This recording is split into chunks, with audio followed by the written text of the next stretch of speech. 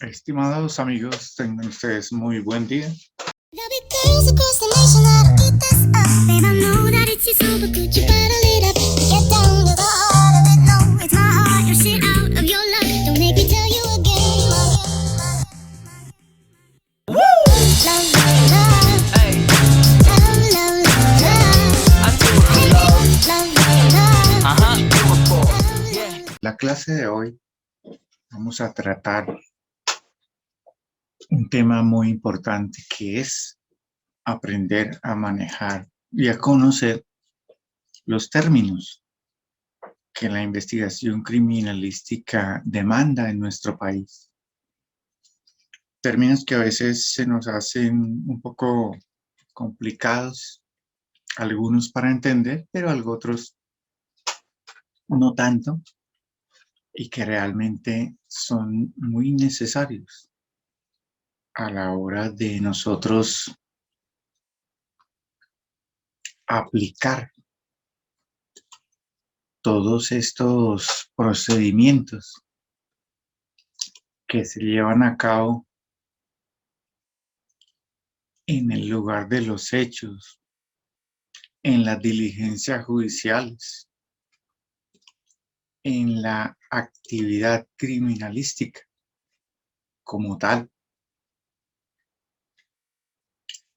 Y para empezar, vamos a hablar del primero, estimadísimos amigos. Vamos a tocar los más importantes, aparte de que ya ustedes conocerán en sus respectivos archivos que se les envía las diferentes terminologías, pero que nos vamos a adentrar en unos de los más importantes. Se escucha mucho hablar de los accidentes geográficos.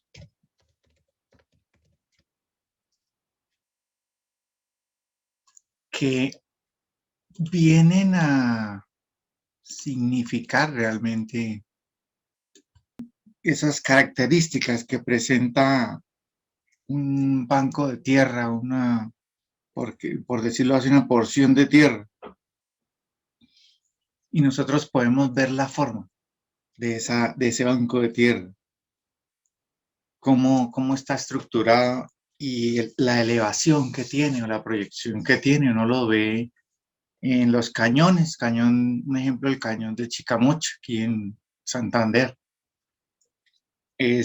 A eso hace referencia cuando ustedes escuchen hablar este término en algún tema de planimetría o en algún tema de investigación criminalística. Otro término que nosotros iremos a manejar es la autenticidad. Tiene que ver mucho con lo forense. Y la autenticidad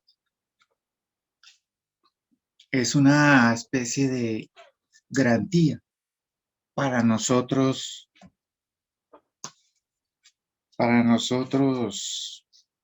demostrar que un elemento material probatorio y una evidencia física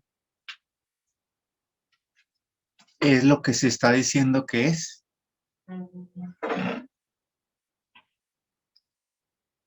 Hasta que nosotros tengamos que llevarlo a un juicio o exhibirlo.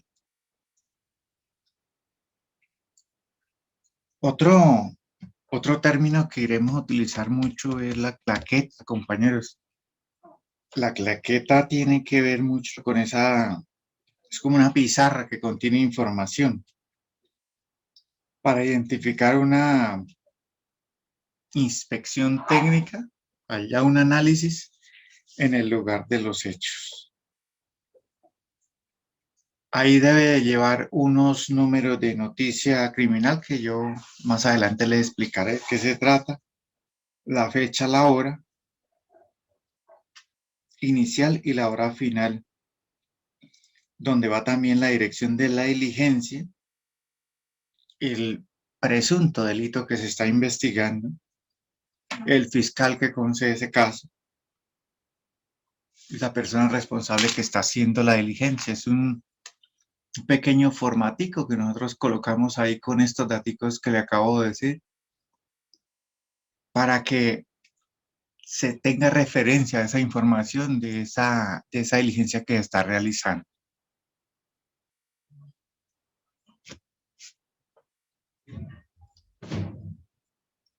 Una convención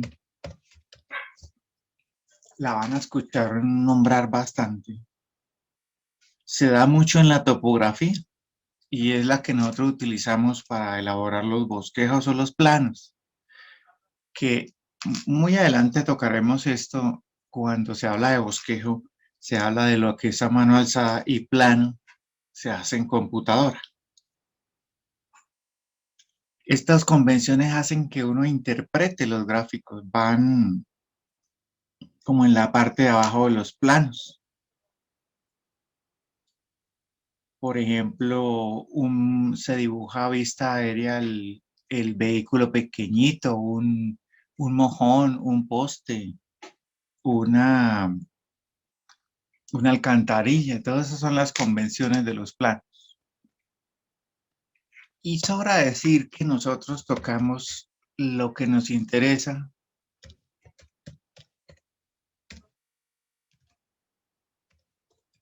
que es la criminalística, estimados amigos. Esta palabra tan grande, diría yo, que muchos la llaman multidisciplinaria porque encierra toda la ciencia y las disciplinas, se dice son palabras mayores, tiene que ver mucho esta disciplina en la aplicación de conocimientos y métodos y algunas técnicas de investigación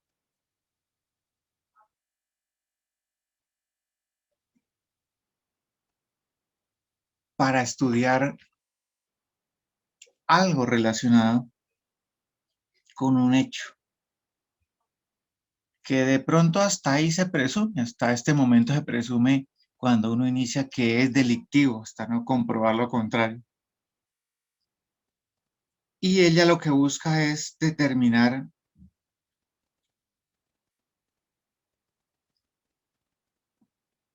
la verdad y administrar justicia. Ya de la reconstrucción y todos esos temas que se manejan en los métodos, pues hablaremos más adelante.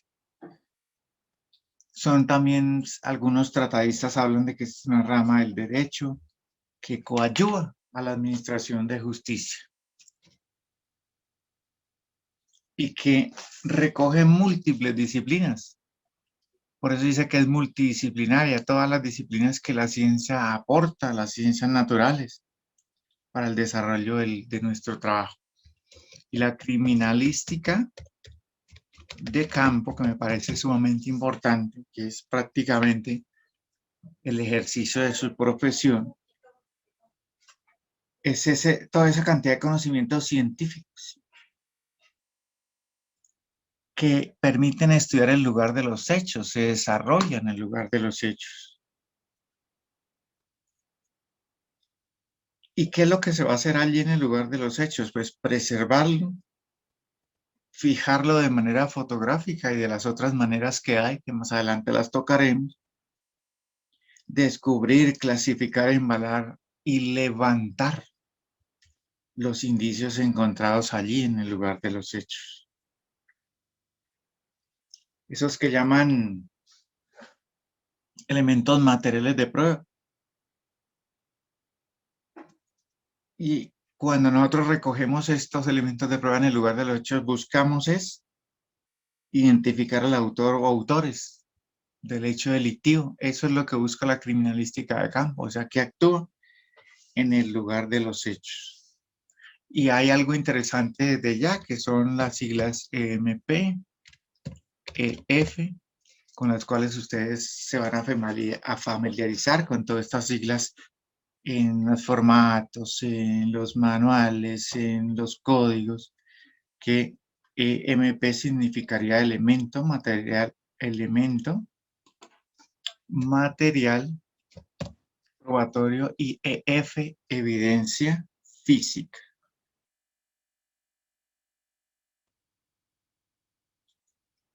Evidencia física. Por ahí de la mano con estas siglas también tocamos, por ejemplo, los temas de los EPPs, que son muy importantes ahora en estos temas también de pandemias. Antes de la pandemia pues, también lo eran, que son los elementos de protección personal. Ustedes se van a familiarizar mucho con eso. También vamos a ver temas como el embalaje. Ustedes van a escuchar que muchas investigadores hablan de embalar evidencias, del embalaje de evidencia. Esta palabra siempre va a tener un procedimiento técnico, que es preservar y proteger de manera adecuada los elementos materiales de prueba, las evidencias físicas halladas. ¿En dónde las hallamos? Pues en el lugar de los hechos, donde antes les explicaba que practicamos la criminalística de campo. Esos elementos de prueba que se relacionan con esa conducta pulible, ¿no? Y ser enviados a los laboratorios o bodegas de evidencia, allá donde los almacenan, mientras se le da resolución al caso y se requieren en alguna parte del proceso. Necesario conocer que realmente es saber guardarlo en un contenedor, y explicaba que hay contenedores plásticos, de cartón, de metal, perdón, de vidrio, entre otros. Y por eso a eso se le llama embalar, guardar en ese contenedor, que más adelante tocaremos todos esos temas. Van a escuchar hablar mucho de las evidencias trazas, que son aquellos EMP y EF, o sea, lo que ahorita tocamos aquí, que son los elementos materiales probatorios y evidencias físicas, que por su cantidad o tamaño, naturaleza, no son, pues digamos, captadas por el ojo humano. No son captadas por el ojo humano. Y pues se requiere de la tecnología para poderlo observar. Uno los puede encontrar en las prendas de vestir de las víctimas, de los sospechosos. Y ni siquiera uno mirando por encima se da cuenta. Entonces, ¿cómo los ve uno? Con reactivos, con microscopios, con toda esta tecnología que la ciencia aporta en la criminalística, puede uno evidenciarlos, compañeros. No se ven al ojo vivo. Nos toca utilizar aparatos de alta definición, de luz forense, de microscopía, etcétera, etcétera, para poderlos ver. La epicrisis, que ustedes se relacionarán mucho con esto, la van a conocer y van a tener que hacer algunas diligencias allá en esos lugares que son los hospitales, los centros de salud. Es ese resumen de atención médica, allá que le prestan a uno, donde anotan cuando el paciente ingresa sus datos y la atención que se le prestó desde que ingresó hasta que se fue de la institución de salud. Entonces nosotros nos apoyamos en esto para hacer también esta clase de diligencias allá.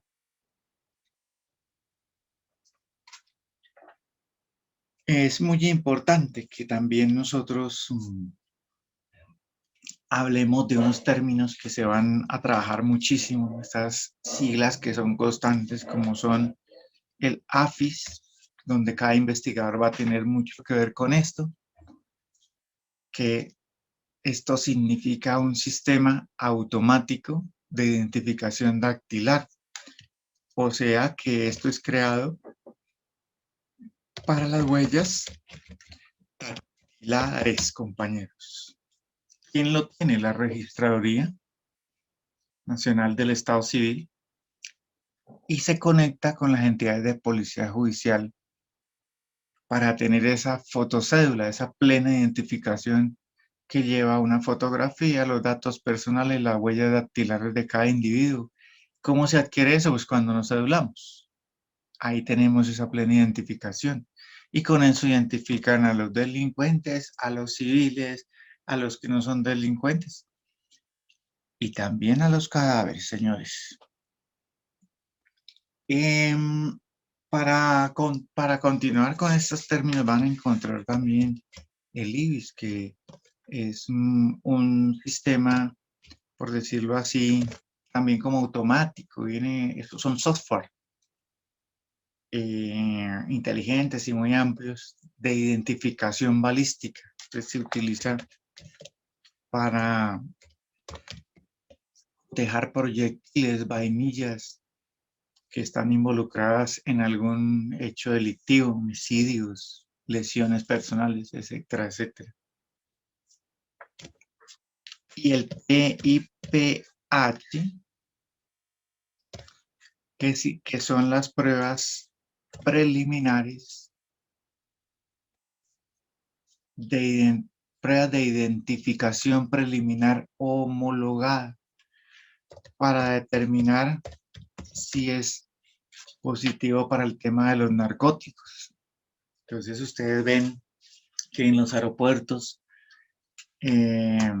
puertos, la policía de narcóticos toma una muestra de las maletas de los pasajeros que los perros antinarcóticos llevaron por sospecha porque el perro dio positivo, y toman una muestra de esa sustancia, la echan en un reactivo y da una coloración azul celeste.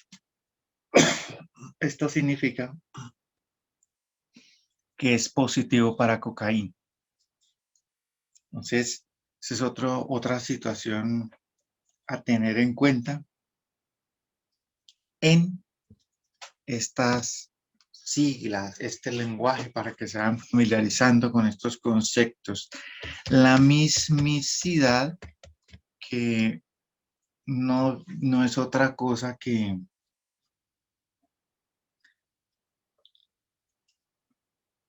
demostrar que las muestras o los objetos que se han analizado en cualquier tiempo, allá cuando uno investiga en el lugar, cuando se llevaron al laboratorio, son los mismos que recogieron en el lugar de los hechos. Se llama mismicidad, o sea que eso viene de mismo, ¿no?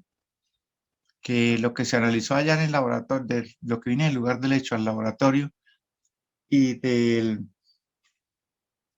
y viceversa, es exactamente el mismo elemento y nadie lo cambió. Y ahí viene la mismicidad. El muestreo, que es el muestreo es una palabra con la que más se van a familiarizar. Es cuando, eso es como el proceso, ¿no? Para extraer una muestra. Hoy día se están viendo cómo se extraen muestras de las mucosas nasales para el tema del COVID y así, algo similar. Entonces, de eso se trata el muestreo, estimados amigos.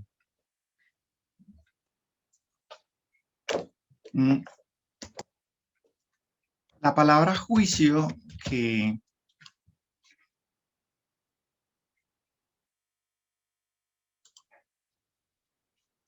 palabra juicio, estimados amigos,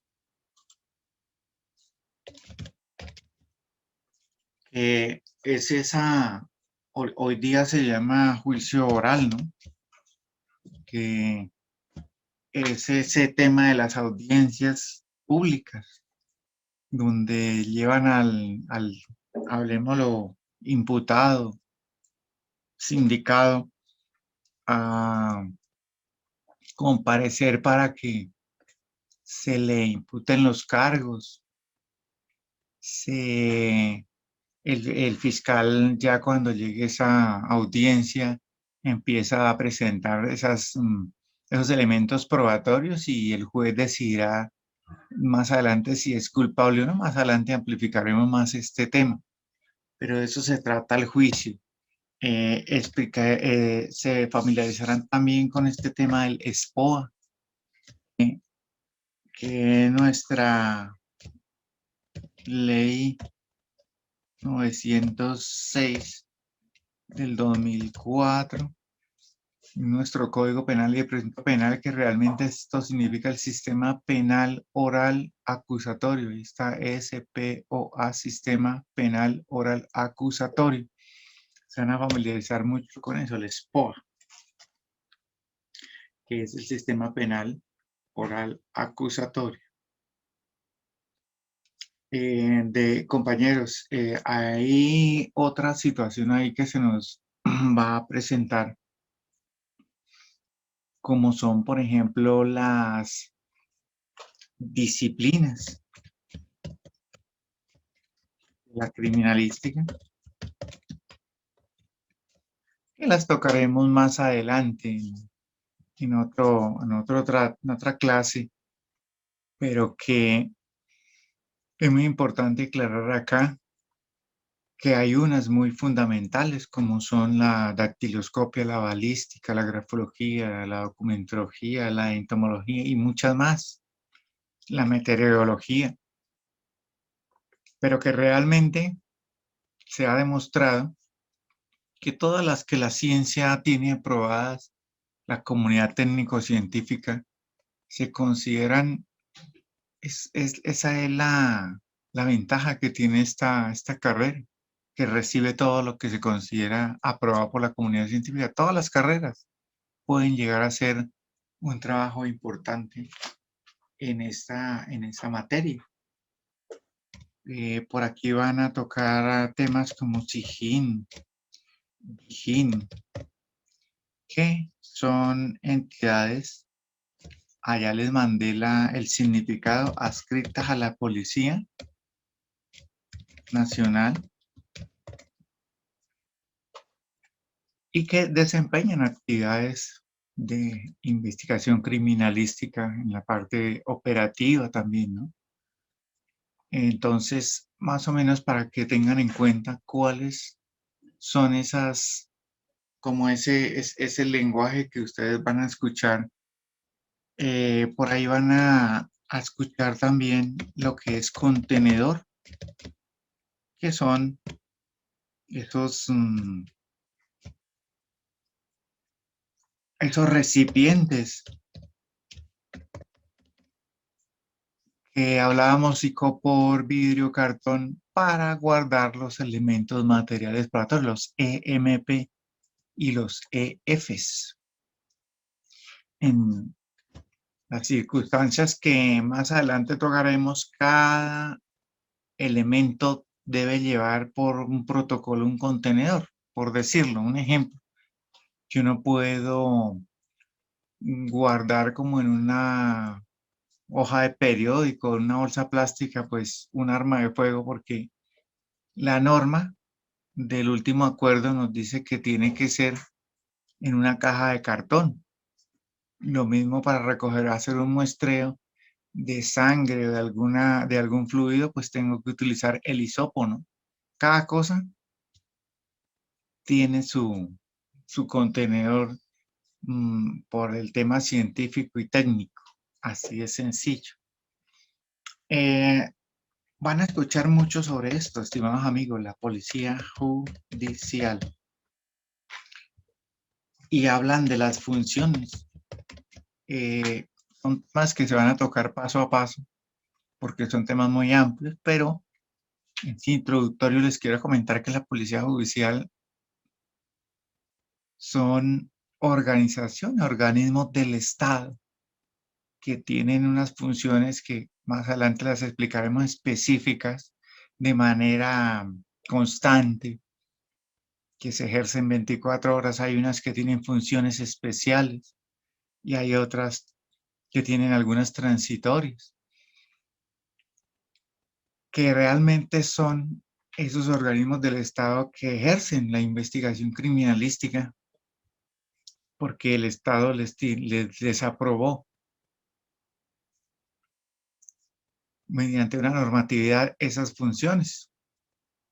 Ahí vamos a ver ejemplos como el CTI, que son el Cuerpo Técnico de Investigación. Esto está adscrito a la Fiscalía General de la Nación. Por ahí van a encontrar la SIJIN, que ya la tocamos, la DIJÍN, que dijimos que eran Policía Nacional. Por ahí también está la Procuraduría, que tiene funciones de policía judicial, la Contraloría, alcaldes, inspectores de policía. Todos tienen función de policía judicial. Son encargados de ejercer la policía judicial las investigaciones.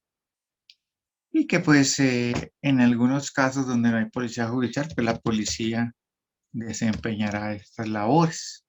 Eso más o menos es lo que quiero que se vayan familiarizando para entrar más adelante en materia, en una materia más amplia.